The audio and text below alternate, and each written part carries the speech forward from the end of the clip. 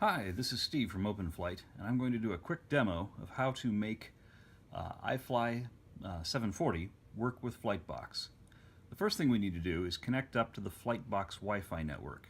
So to do that, from the main menu, go into Settings. From Settings, pick the Network option here. Now, network will take a second and it will list all of the different networks that are available. We are going to connect up to the FlightBox that's right there. And it's going to say that that is an open network, which is correct. And it's going to say that encryption is disabled, and that is correct. So make sure that here next to the network name or SSID it says FlightBox dash and then the unique ID for your FlightBox.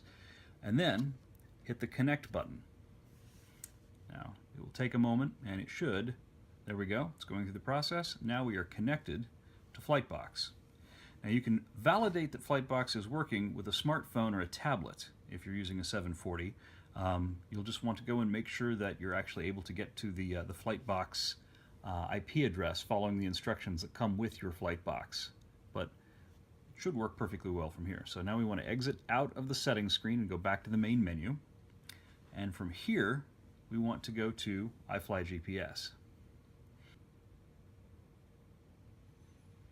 So once the iFly application opens up, you can see that we're actually already connected over here where it says GPS status and you're showing a good strong GPS connection.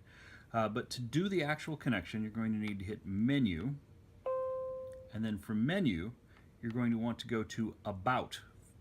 From About, you're going to go to the Connected Devices option, and you're going to select a wireless device.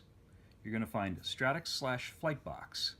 So select that, and you'll see this little box pop up, and it will show whether it's receiving. In this case, it's receiving, and it shows, among other things, you'll see AHRS updates, and that is counting up as time goes by. It's actually sending them very quickly, so that should go very, jump up rather rapidly. This will happen even if you're not inside, and even if the box isn't actually moving or anything. So hit Close, and then look over here. You'll see GPS status ADS-B, and it's got a single green bar. That shows that you're connected. Now, this will allow you to receive ADS-B. This is the normal first step. Now, while I'm at it, I'm going to show you quickly how to make sure that you're getting every message. So we're going to go to Setup, and then we're going to go to Alerts and Warnings, and then under Alerts and Warnings, you're going to see Traffic Alerts.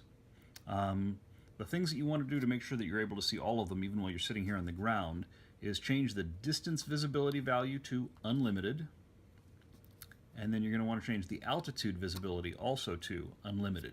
That means that any airplane that shows up anywhere within the range of the receiver is actually going to show up here. So we'll close.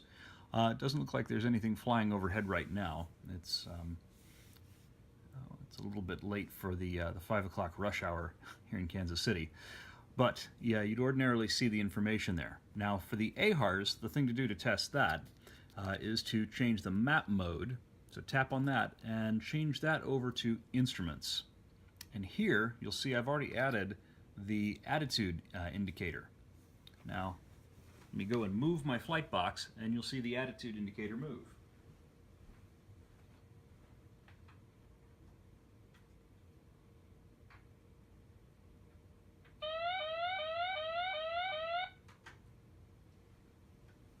Yes, it will trigger the alarms if you do anything insane. So that is the attitude indicator. Now I think the attitude indicator isn't a default item on here. In order to display it, you're going to need to set up and then change the instruments layout. And you want to, and we'll reset it to default, because you're probably seeing this if you've just got the default. What you're going to want to do is select an instrument and remove it. I just pulled away the turn coordinator there, and then I want to add an instrument, and I'm going to pick the artificial horizon and click Add, and then you can drag it. Whoops, that out of the way. Drag this, and we're going to toggle size, make it a little bit bigger.